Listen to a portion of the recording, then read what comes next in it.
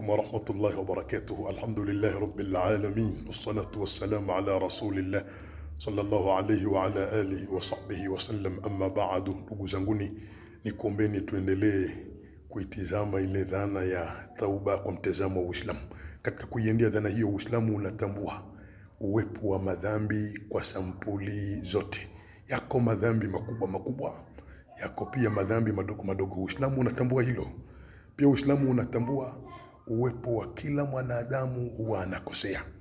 Katika hilo amelithibitisha Bwana Mtume Muhammad sallallahu alaihi wasallam hainama qala Rasulullah sallallahu alaihi wasallam, kullu ibn adam khata, mwanadamu yoyote huwa anakosea. Wanadamu wote wanakosea. Khata kitaalamu bisighati mubalagha, huyo mwanadamu kukosea ni kwake.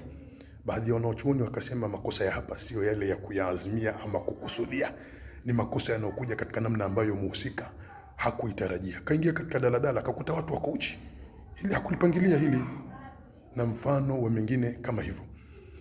Lugha ikaendelea, Bwana Mtume Muhammad sallallahu alaihi wasallam akasema, wa khairul khata'ina at-tawwabun, mbora sasa katika hao wanaokosea, mbora mbinguni mpaka ardhini katika hao wanaokosea ni wale wakijiona wamefanya makosa wanarejea kwa Mola wao haraka sana. Allahumma ja'alna min at-tawwabin, Mwenyezi Mungu atufanye miongoni mwa hao.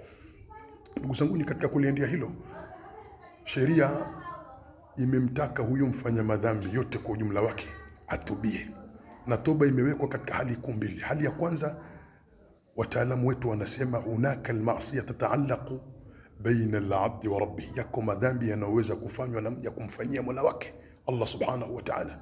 Na hali ya pili wakasema hunaka almasiyah tataallaqu baina alabdi wa ghairihi, yako maasi anaweza kuyafanya mja kumfanyia kiumbe mwingine yoyote. Yawezekana aladami, mwanadamu, au alhayawan, au mnyama. Mnayo habari nyingi kuhusu mnyama, udhibat imraati fi hirra sajanatha hatta matat fadakhalat an-nar fiha, kuna mwanamke alimfungia paka pahala mpaka akafa na kumpa chakula, sheria ishampeleka motoni. Mnazijua hizo habari.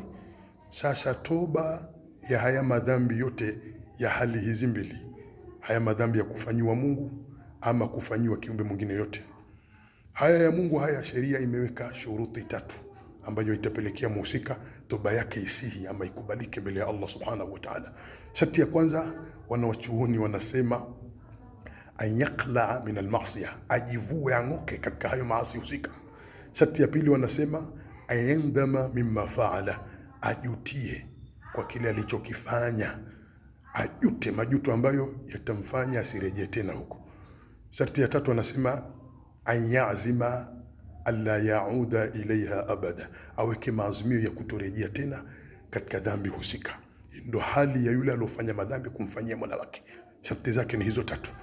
Hii hali ya pili ya kufanyiwa kiumbe mwingine yote, iwe mnyama au mwanadamu, sheria imeongeza sharti lingine ambapo yale matatu yanamhusu ya kujingoa katika dhambi husika, kujutia kile alichokifanya na kuweka azimio la kutorejea tena. La nne wanasema ayabraa min haqqi sahibiha fa in kana malan au wanahu, aweke maazimio ya kujiweka mbali ikiwa alichukua haki kwa kiumbe mwenzake airejeshe, ama alimsema vibaya amwombe msamaha.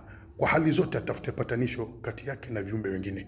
Kwenye hili muhusika akifanya tayari katubia huyo kwa mujibu wa sheria.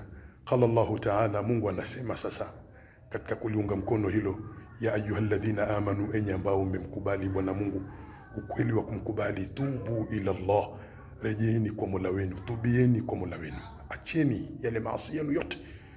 Tubu ila Allahi taubatan nasuha, tubieni kwa Mola wenu toba ilo ya kweli, msiingize khid'a katika hilo.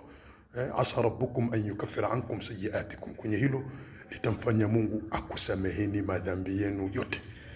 Allahumma ja'alna minhum ya Rabbi. Tunakuomba Mwenyezi Mungu tufanye miongoni mwa hao wenye kutubia kikweli kweli. Wabillahi tawfiq. Wassalamu alaykum wa rahmatullahi wa barakatuh.